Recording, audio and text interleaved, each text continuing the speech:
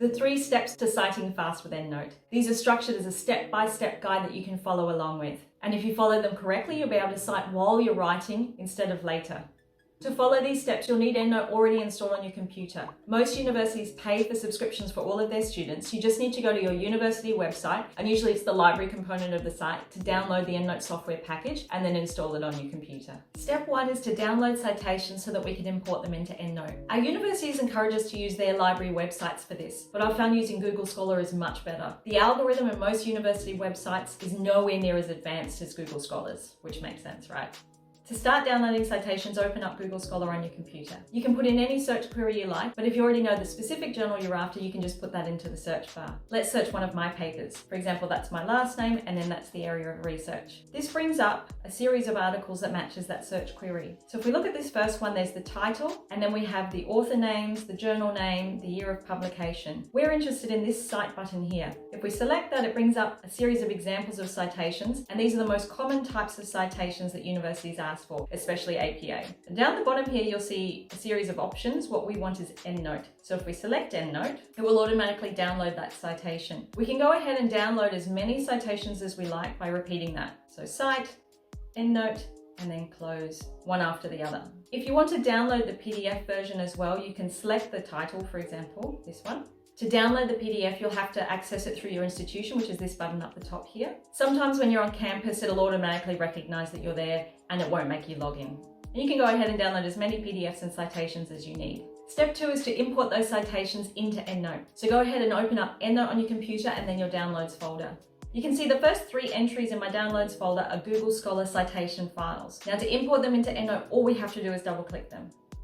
You can see it automatically imports into Endnote, and it starts off with the author name, the year, the title of the article or book, and then the journal name. Depending on whether you use a Mac or a PC or the layout that you chose when you first installed Endnote, you'll have a reference window appear on the right-hand side or down the bottom of your screen. You can see more information on that citation in your reference window by going to summary here. The beautiful thing about Endnote is you don't even have to save this citation, it's automatically saved. You can go ahead and import as many citations as you like, one after the other, and it will automatically save them. You can also batch import, so highlighting all of your citations and then double click, and it will just import them one after the other, which is great. You can also attach a PDF to that citation. So by clicking on that citation, in your reference window, you simply select PDF and then attach PDF.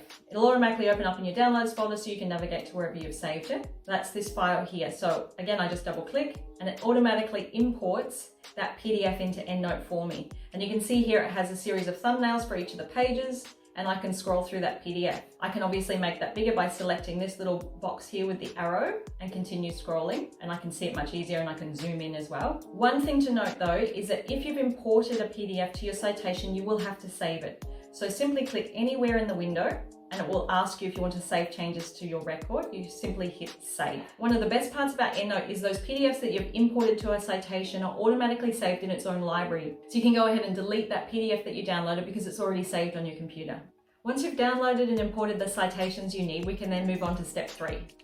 Step 3 is to cite while we write, and to do this we need the Endnote tab in Word already visible in our ribbon or toolbar.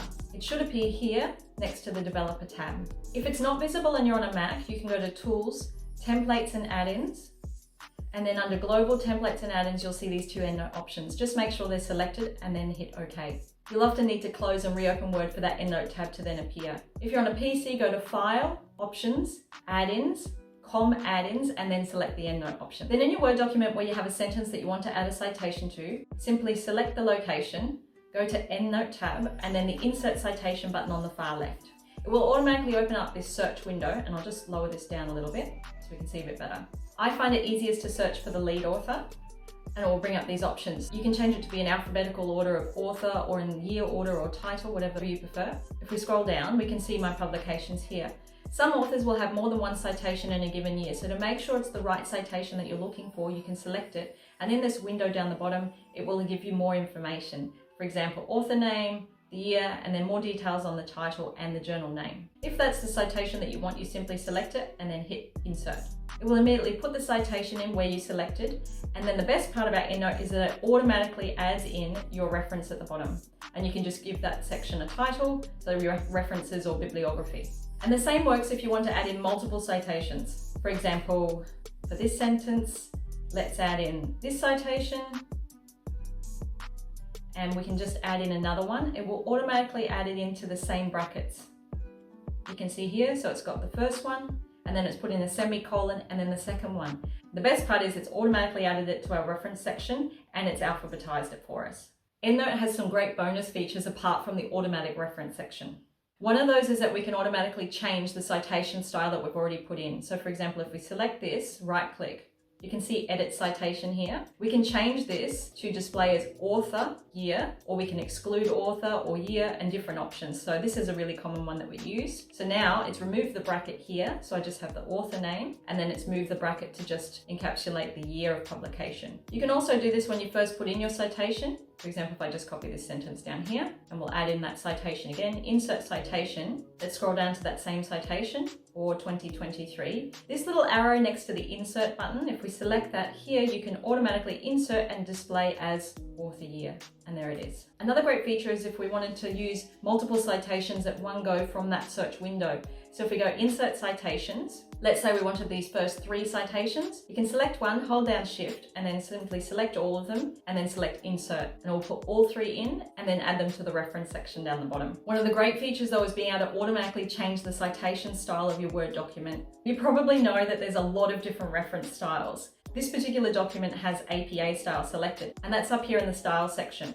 So you can change that to whatever citation or reference style that your professor wants by simply selecting it. The window automatically opens with some of the more common styles, but if you select another style, it will open up a window with hundreds of reference styles that your professor could have chosen from. So for example, if we want Harvard, which is a really common one, let's go to there and hit choose. It's automatically updated my citations and references to match that reference style. I don't need to manually go through and change them at all. It's all of these features together that make citing with Endnote fast. There is no manual typing out of any citation or reference. I also love that in Endnote you can highlight the citation, so when you're reading back through your work and doing some editing, you can easily see where your citation is or where you're missing citations. You can also turn off the highlighting of the references if you'd like. To do that on a Mac, you go Word, Preferences, and then View Options, and then here where it says Field Shading Always, you can change to Never, and then Close, and it will disappear. But this highlight is only for your screen. If you print out your Word document, the citations and references won't be highlighted or shaded out. And also, if you wanted to save it as a PDF, those highlights disappear. For example, if we go File, Save As, PDF, we'll just export it to my desktop, and then open that up. Here it is, PDF. You can see that there's no highlights there. So it makes it much easier when it comes time to submitting your assessment. Endnote is the best way that I've found to cite quickly and easily. But your writing is more important than citing. If you can't write well, you won't get good grades, and it doesn't matter how many citations you have. Most writing suffers from the same problems and mistakes. So to make sure that you don't make them and that you become a better writer, watch this video next. And combined with what you just learned about citing, it will be 10 times more powerful.